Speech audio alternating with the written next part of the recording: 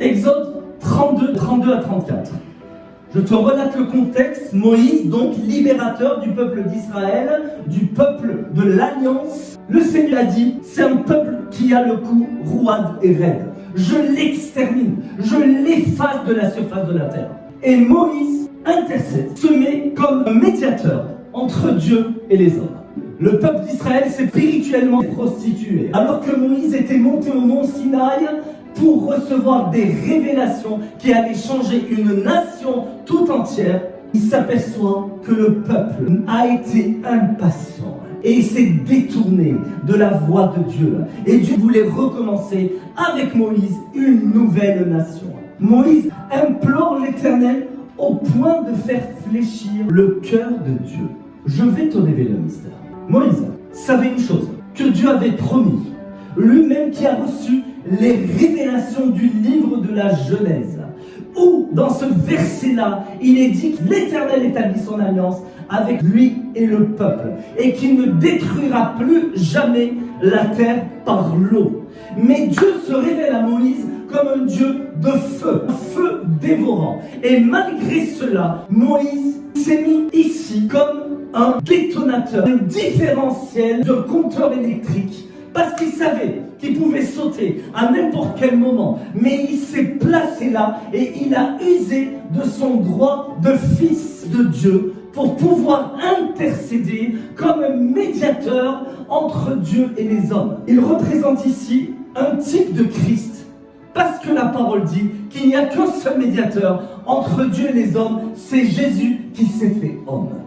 Et Moïse s'est placé là, a même dit au travers de ce texte-là, « Seigneur, repens-toi de ton acte ». Parce que Moïse savait que si l'Éternel allait détruire le peuple d'Israël, lui-même n'allait pas pouvoir amener ce que Dieu avait mis en lui pour que les générations suivantes, où toi et moi en faisons partie, allons jouir des promesses de Dieu. Parce que sache une chose, que tu es en droit de réclamer les mêmes promesses que Dieu a faites à Moïse, qu'il a faites à Abraham. Parce que Moïse s'est présenté, tout comme Abraham a intercédé pour Sodome et Gomorrhe, jusqu'à réduire le nombre de 50 à 10, parce qu'ils étaient 10, et que la parole dit que toi et ma maison, vous servirez l'Éternel, mais que toi et ta famille, vous serez sauvés si vous invoquez le nom du Seigneur.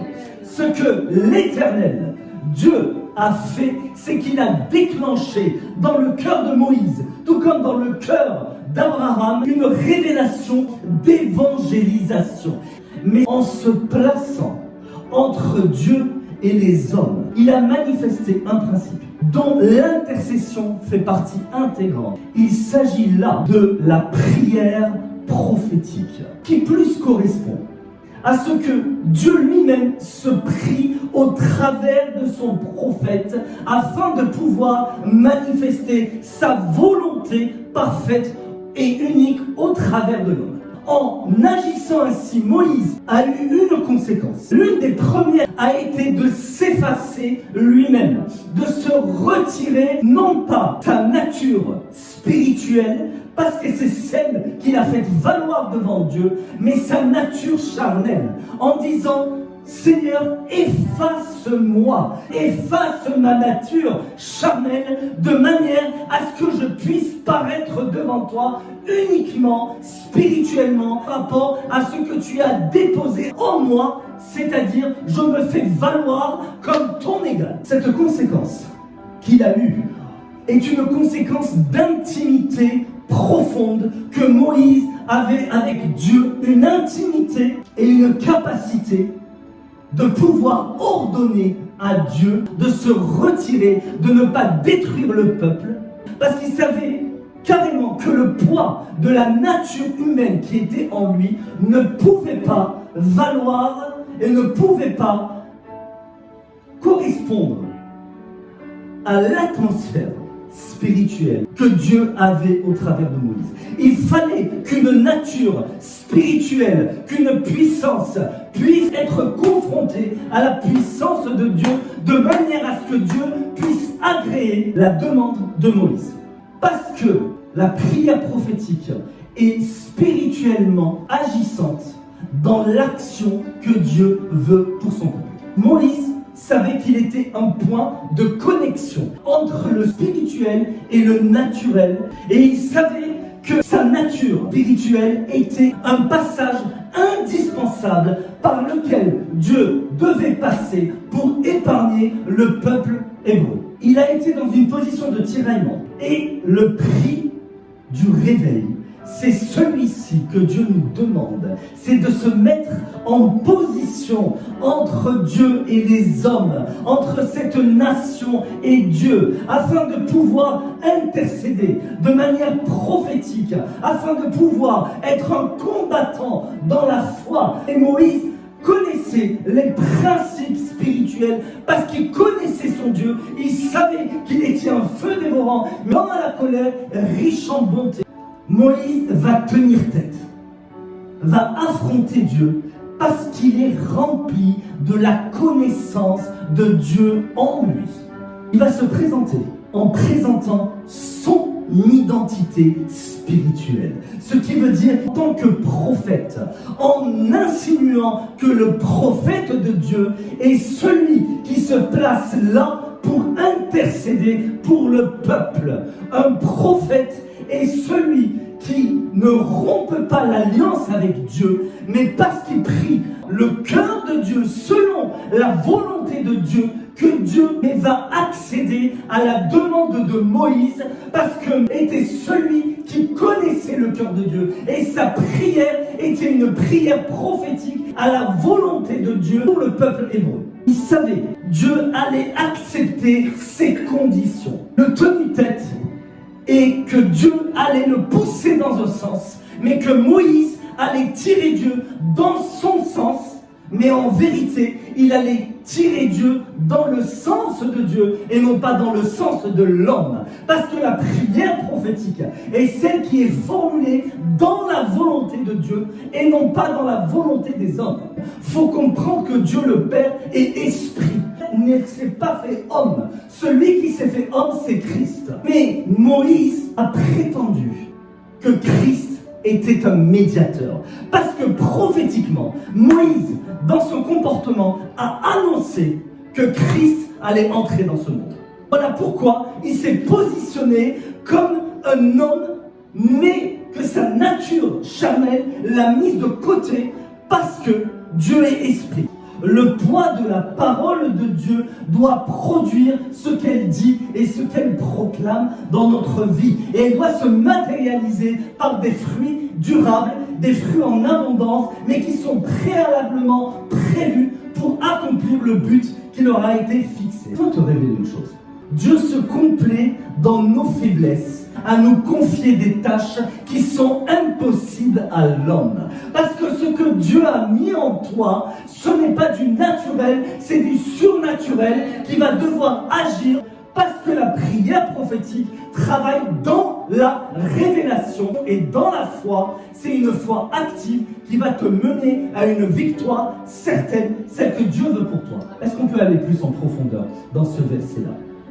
Le terme « efface-moi » a deux significations. La première, que tu n'existes plus, tu es éradiqué de cette terre. Quand Dieu dit « je vais les effacer », c'est-à-dire je vais tout recommencer, parce qu'il a cette capacité de créer du néant par le don de foi. Mais la deuxième signification, le mot hébreu « efface-moi » veut dire « plein de moelle ».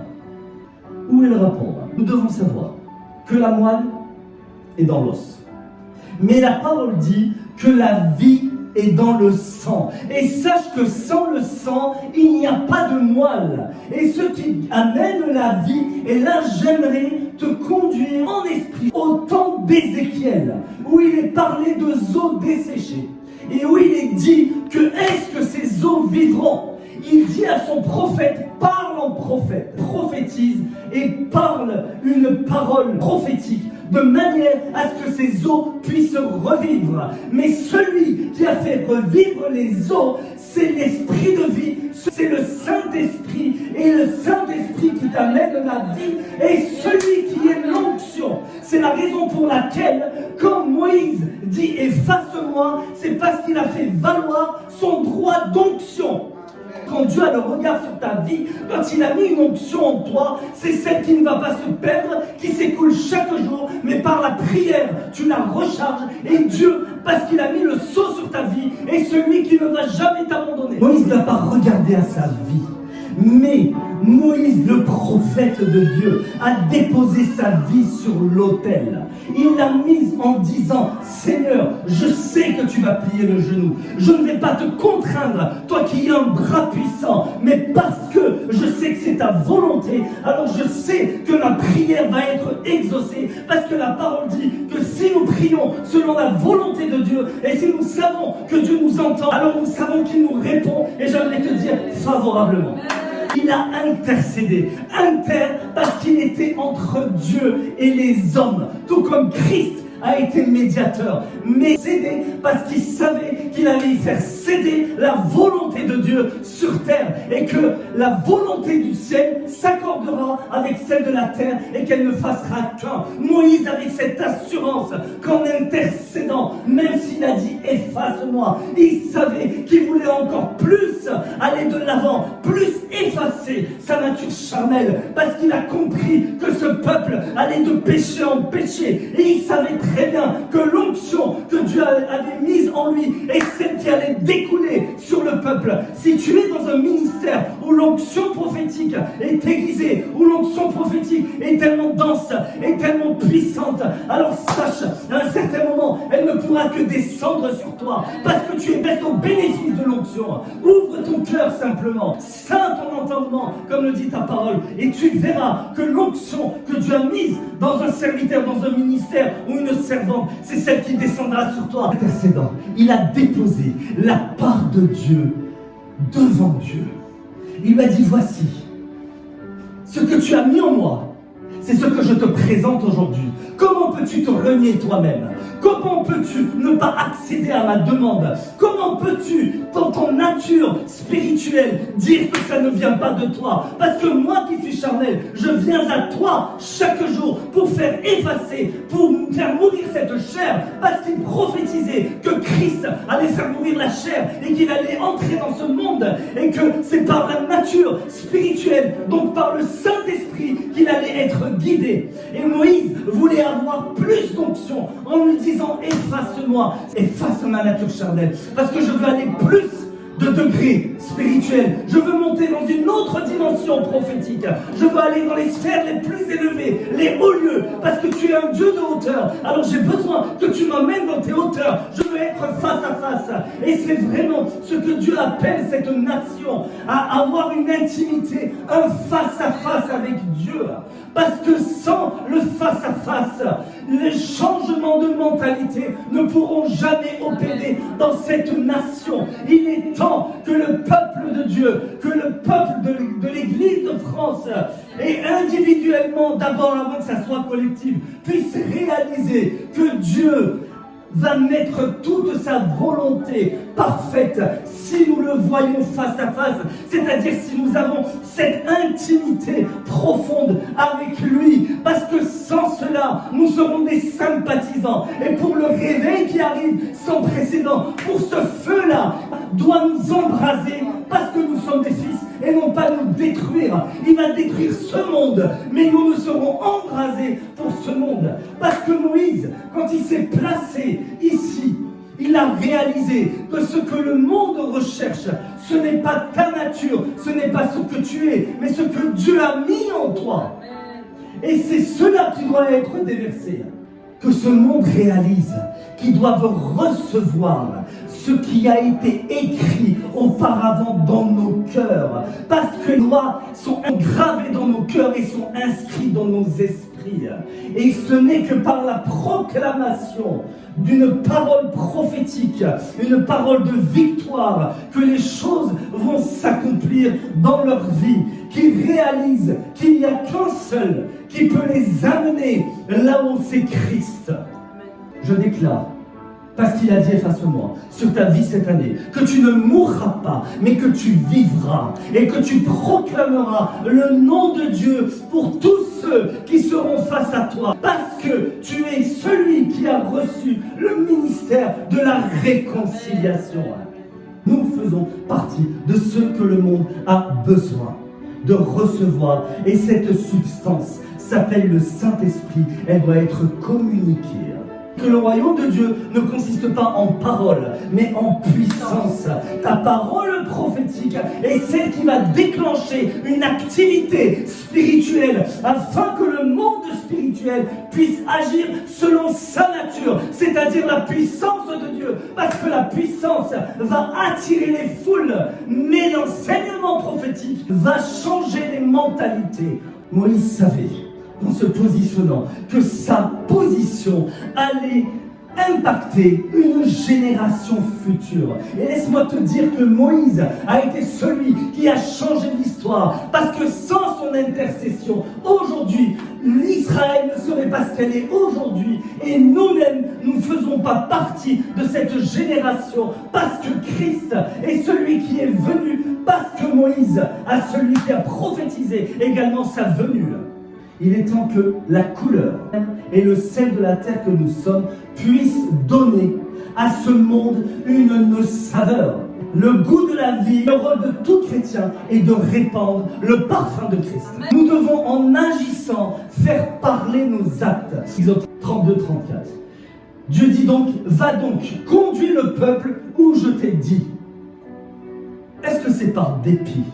Je te pose cette question aujourd'hui. Est-ce que parce que Dieu a dit finalement il a gagné? Au contraire, il n'aura jamais Dieu. Amen. Dieu est Dieu, yes. Dieu reste le maître. Yes. Il est assis sur son trône. Il règne, il siège en majesté. De manière à ce que Dieu veut nous rendre participants de ses projets. Et non pas par dégoût, mais parce que Dieu a déposé en toi une part d'excellence. Et cette excellence-là est celle qui doit se faire ressentir de cet entourage. Ce n'est pas avec des discours empreints d'une sagesse humaine que nous devons nous présenter aux hommes, mais avec une démonstration de puissance et d'esprit. Dieu, par son esprit, fait de toi des personnes extraordinaires. Si aujourd'hui tu crois faire partie de ceux qui ont reçu le ministère de la réconciliation, avant même que tu sois un évangéliste dans l'âme, tu es déjà et avant toute chose un ministère de réconciliation. Parce qu'en toi, il y a cet esprit de réconciliation où Dieu reviendra en unité, Père, Fils et Saint-Esprit, pour te réconcilier avec lui dans le ciel. Alors si aujourd'hui tu fais partie de cette personne-là qui a reçu aujourd'hui le prophétique, parce que sache que tu es l'église individuelle prophétique et que l'église doit être à la fois prophétique. Et aujourd'hui cette onction-là prophétique est celle qui plane sur ta vie et qui doit être déclenchée. Si aujourd'hui tu te dis que tu fais partie de ce que Dieu a choisi et que tu es en droit de réclamer ce que Dieu a pour toi, alors moi je te dis simplement, avance-toi et tu verras ce que Dieu va faire. Parce que